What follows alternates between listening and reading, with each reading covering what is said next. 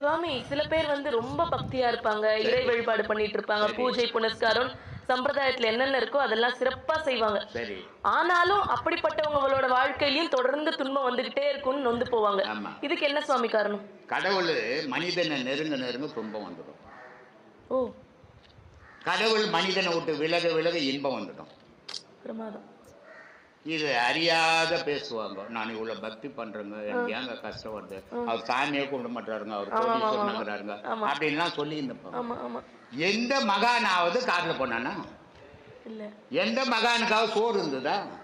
உண்மையான மகான் யாருக்குமே இல்ல. இல்ல. ஏன்? கடவுள் நெருங்கிட்டான்.